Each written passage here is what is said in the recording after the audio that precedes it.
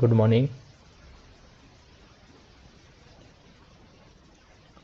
तर आपण आजचा टॉपिक आहे आपलं व्हेरिएबल. आपण शिकणार आहेत व्हेरिएबल म्हणजे काय असतं, कसं यूज करतात आणि व्हेरिएबलचे टाईप काय असतात आणि व्हेरिएबल कुठे स्टोअर होतात. तर सगळ्यात पहिल्यांदा तुम्हाला माहिती आहे का व्हेरिएबल काय असतं? तर व्हेरिएबल म्हणजे एक, समजा तुम्हाला जर एक्झाम्पल द्यायचं झालं तर व्हेरिएबल म्हणजे एक, समजा हा आपल्याकडे डब्बा आहे घरी. ओके, समजा ए नावाचा डब्बा आहे. ओके, तर आपण हे काय झालं व्हेरिएबल म्हणजे हे जे सर्कल झाला ना, सर्कल तो झाला आपला व्हेरिएबल. ओके, समजा ह्याचं आपण नाव घेतलं व्हेरिएबल.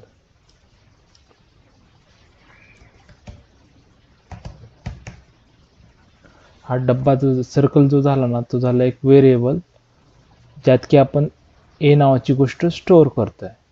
ओके, समजा ह्याला आपण नाव दिलं व्हेरिएबल नेम, घेऊ आपण डायरेक्ट व्हेरिएबल नेम. तुम्हाला फक्त सिंटॅक्स समजवतो. व्हेरिएबल नेम आणि ए जी आहे ना, ती त्या व्हेरिएबल नेममध्ये आपण एक व्हॅल्यू स्टोअर केलेली, ती म्हणजे ए.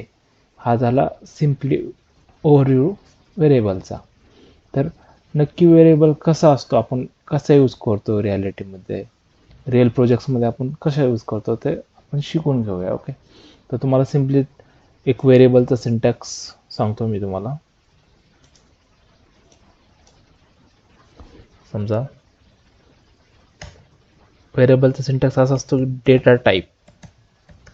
जावा काय आहे, टाईप्ड लँग्वेज आहे, त्यामुळे आपण विदाऊट टाईप आपण यूज करू शकत नाही काहीच जावामध्ये. कारण जावाला समजणारच नाही की तुम्ही कोणत्या टाईपचा डेटा यूज करताय, काय करताय, मग तुम्ही तो जावा पूर्ण कन्फ्यूज होईल. तर तुम्हाला सांगितलं, हे समजा तुमच्याकडे आहे 3 डब्यात. Okay, 1 2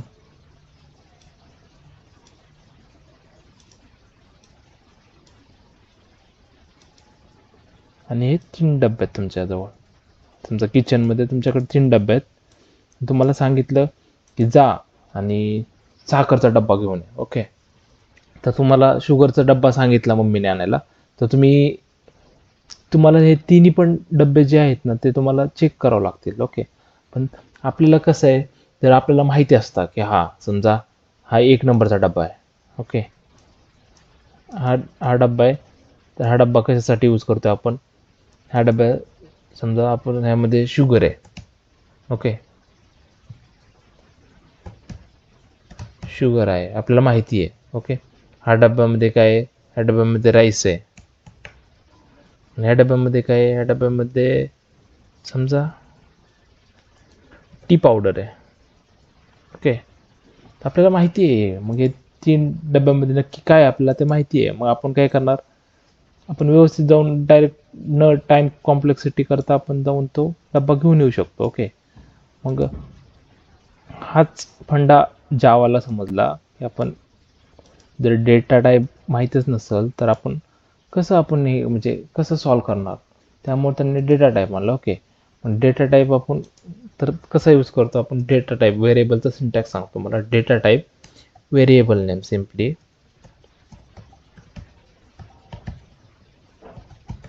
variable name. Okay, sorry,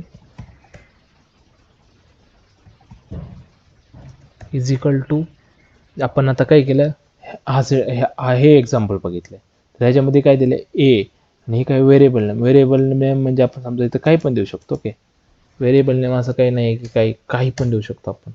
समजा इथं दिलं एस दिला. ओके, हे काय झालं, व्हेरिएबल नेम झालं. आणि हे काय, समजा एच्या ऐवजी आपण एक नंबर स्टोअर करू 10. तर हे काय झालं, हे जे एस आहे ना, ते झालं व्हेरिएबल नेम. ओके, आणि डेटा टाईप म्हणजे काय, समजा ह्याच्यामध्ये काय आपण आपण यामध्ये काय हे करतो, कशाचं आहे हे, समजा आपण नंबर आहे. ओके, नंबर कोणत्या टाईपचा नंबर आहे, इंट टाईपचा आहे. मग आपण इंट दिला. मग हा काय झाला, इंट झाला डेटा टाईप. आणि हा एस झाला त्याचं नेम. ओके, व्हेरिएबलचं नेम काय तर एस आहे आणि त्याचा डेटा टाईप काय इंट आहे. आणि आपण त्याच्यात काय व्हॅल्यू स्टोअर केली, 10. म्हणजे याचा सिंटॅक्स कसा होतो, data type variable name is equal to value. Okay, हा झाला त्याचा सिंटॅक्स. ओके, सिम्पली हा झाला सिंटॅक्स. आपण असं ह्या टाईपमध्ये आपण यूज करू शकतो. तर आपण आता शिकणार आहेत की व्हेरिएबल कसं डिक्लेअर करतात आणि कसं इनिशियलाइज करतात. ओके, फर्स्ट आपल्याला व्हेरिएबल यूज करता आलं पाहिजे ना. डिक्लेरेशन म्हणजे काय, इनिशियलायझेशन म्हणजे काय ते समजलं पाहिजे. तर सिम्पली आपण तुम्हाला मी सांगतो. ओके, इथे सांगू, समजा तुम्हाला कोणी सांगितलं इन फ्युचर की जा आणि एक क्लास घेऊन त्याच्यामध्ये तू व्हेरिएबल डिक्लेअर कर, तर तू कसं करशील, तुला माहितीच नसेल की तर व्हेरिएबल कसं डिक्लेअर करतात.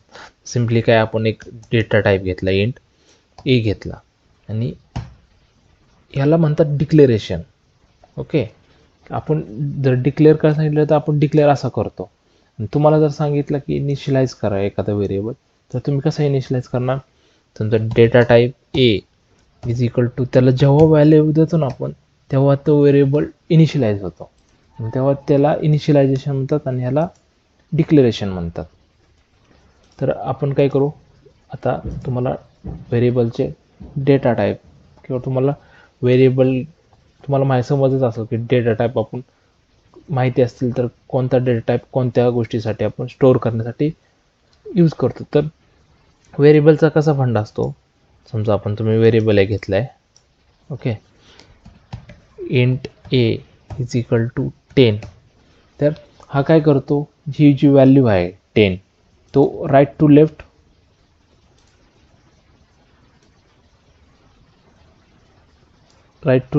स्टोअर करतो. ओके, राईट टू लेफ्ट का, ही 10 व्हॅल्यू हे आता कशात आहे, ए मध्ये स्टोअर होणार. मग तुम्हाला सिम्पली जर कोणी विचारलं की डेफिनेशन काय व्हेरिएबलची, तर तुम्ही सिम्पली सांगू शकता की व्हेरिएबल म्हणजे काय,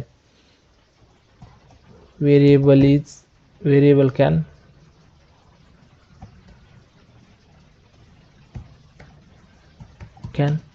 store or hold the value. Okay, simple definition आहे. व्हेरिएबल काय असतं, व्हेरिएबल म्हणजे आपण स्टोअर किंवा होल्ड व्हॅल्यू करू शकतो व्हेरिएबल सिम्पली. तर व्हेरिएबलचे आपल्याकडे आहेत 3 टाईप्स. ओके, ते बघू आपण कोणते 3 type.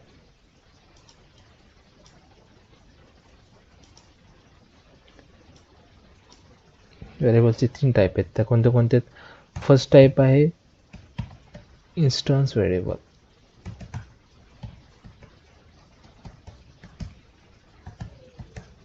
Okay, instance variable. Second type आहे स्टॅटिक व्हेरिएबल. थर्ड टाईप आहे लोकल व्हेरिएबल.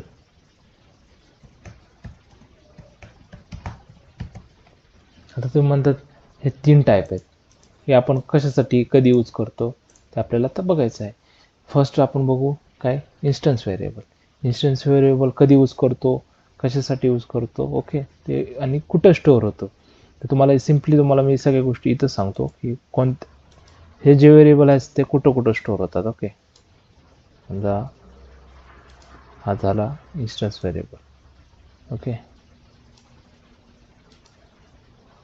दुसरा झाला स्टॅटिक व्हेरिएबल आणि थर्ड वन लोकल व्हेरिएबल. हे सगळे आपण कुठं स्टोअर होतात ते बघूया. ओके, तर स्टॅटिक आणि लोकल व्हेरिएबल आणि इन्स्टन्स व्हेरिएबल. इन्स्टन्स व्हेरिएबल आपण कुठं स्टोअर करतो तुम्हाला मी सांगतो. इन्स्टन्स व्हेरिएबल हा आपण एक मेमरी असते हिप म्हणून, तो हिप मेमरीमध्ये स्टोअर होतो इन्स्टन्स व्हेरिएबल. आणि स्टॅटिक व्हेरिएबल हा आहे ना, तो स्टोअर होतो क्लास मेथड एरिया, सॉरी,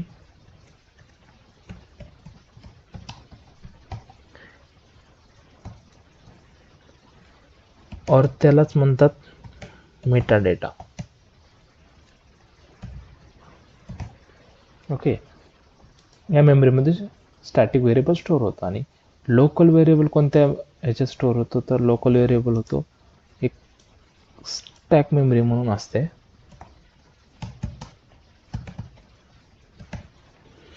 त्यामध्ये आपलं लोकल व्हेरिएबल स्टोअर होतं. हे झालं आपण व्हेरिएबल कुठं कुठं स्टोअर होतात, कोणत्या कोणत्या मेमरीमध्ये व्हेरिएबल जागा घेतात आपण ते सांगितलेलं आहे. तर आपण बघूया आता आपण पहिला इन्स्टन्स व्हेरिएबल. ओके, चला. तर इन्स्टन्स व्हेरिएबल काय असतो, त्याची डेफिनेशन काय आहे? तर इन्स्टन्स व्हेरिएबल सिम्पली तुम्हाला मी सांगतो. इन्स्टन्स व्हेरिएबल, समजा आपल्याकडे एक क्लास आहे. ओके, मग तुम्हाला मी हे सगळं नोटपॅडवर करून दाखवतो. नोटपॅड ओपन केला आपण. न्यू, समजा आपण काय घेतलं, क्लास घेतले, त्याचं नाव घेतलं ए. ओके, तर क्लासमध्ये आपण व्हेरिएबल डिक्लेअर, तुम्हाला तर सिंटॅक्स माहिती आहे कसं आहे, तर आपण एक व्हेरिएबल डिक्लेअर नाही, इनिशियलाइज करू. ए इज इक्वल टू 10 घेतलं. ओके, तर समजा आपण हे काय केलं, आपण डिक्लेअर केला एक व्हेरिएबल. हा कुठे केला आहे, क्लासमध्ये. आणि आपल्याला माहिती आहे क्लास एक्झिक्यूट कुठून होतो, मेन मेथडपासून. समजा आपली मेन मेथड काय आहे, public static void main string array symbol आणि argument name. हे झाले मेन मेथड. ओके, तर आपण पाहिलं की हा व्हेरिएबल कुठे, मेथडच्या आउटसाइडला आहे. ओके, बघा मेथड कुठपर्यंत आहे, इथून जो कर्ली ब्रेसेस ओपन क्लोज आहे तिथपर्यंतच मेथड असते. आणि क्लास कुठे, हा कर्ली ब्रेस थ्रू लास्टचा जो कर्ली ब्रेस आहे तिथून क्लास असतो. तर हा जो आपला व्हेरिएबल आहे तो मेथडच्या आउटसाइडला आहे. ओके, आणि क्लासच्या इनसाइडला आहे. सिम्पली ह्याची डेफिनेशन कशी होती बघा. ह्याची डेफिनेशन असं होती की जो व्हेरिएबल इनसाइड द क्लास असतो पण आउटसाइड द मेथड असतो त्याला आपण इन्स्टन्स व्हेरिएबल म्हणतात. म्हणजे तुम्ही सिम्पली सांगा की इन्स्टन्स व्हेरिएबल म्हणजे काय. Instance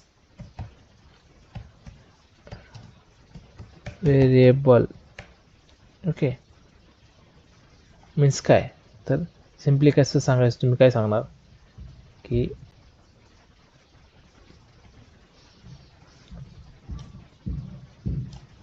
okay instance variable simple definition, inside the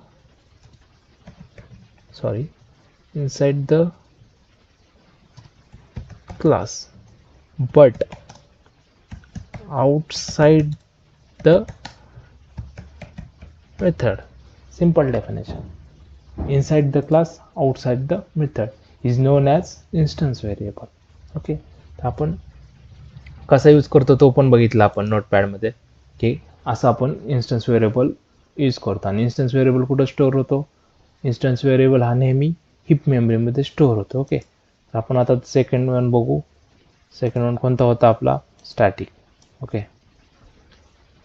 static variable. Static variable कशासाठी यूज होतो तर तुम्हाला सांगतो मी. तुम्ही म्हणताल इन्स्टन्स व्हेरिएबल असताना पण आपण स्टॅटिक व्हेरिएबल घेतला का यूज करायची गरज, इन्स्टन्स व्हेरिएबल आहे तर एक व्हेरिएबल यूज करू शकतो ना. तर कसं होतं बघा, जेव्हा समजा व्हेरिएबल हा चेंजेबल असतो म्हणजे म्युटेबल असतो.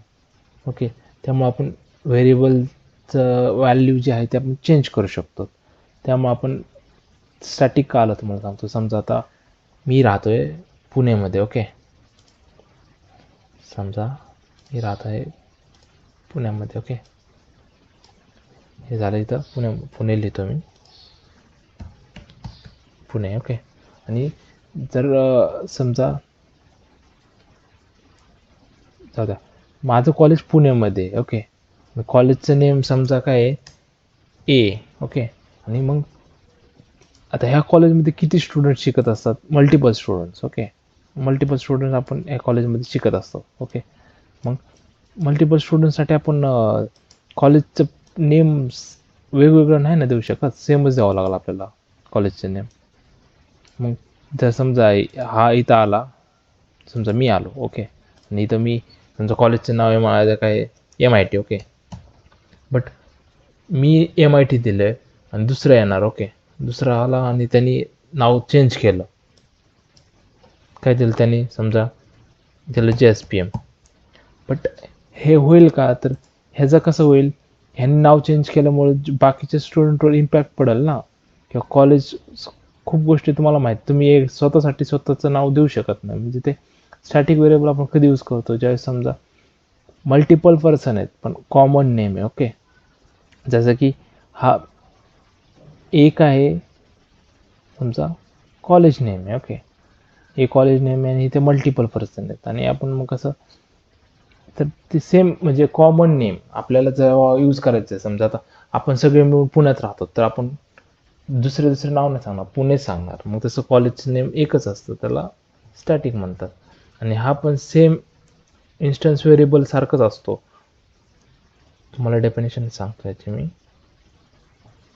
Okay.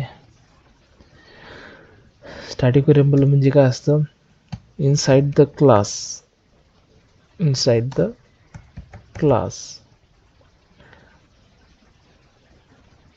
and outside the method,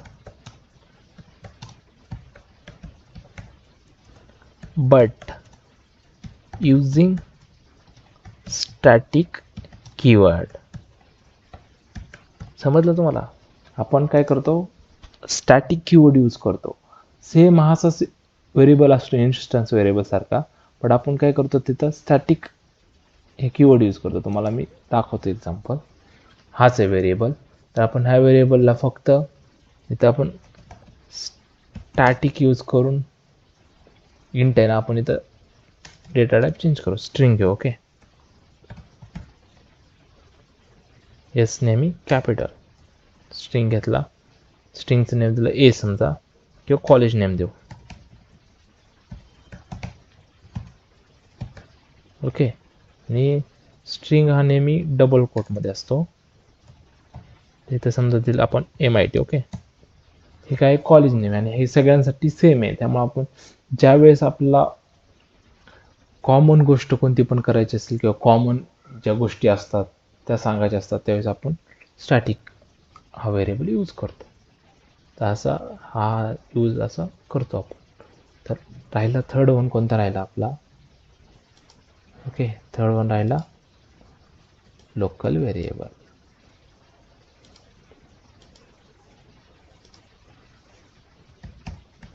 local variable, तर तुम्ही म्हणता लोकल व्हेरिएबल म्हणजे काय असतं, सिम्पल आहे. लोकल व्हेरिएबल आत्तापर्यंत आपण पाहिले ते व्हेरिएबल आपण कुठे यूज करत होतो, मेथडच्या बाहेर, पण हा व्हेरिएबल आपण इनसाइड द मेथड यूज करतो, त्यालाच काय म्हणतो आपण लोकल व्हेरिएबल. तर त्याची डिफरन्स सिम्पली काय आहे,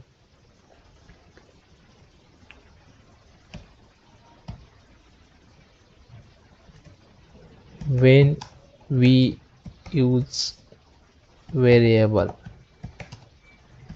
inside the method is known as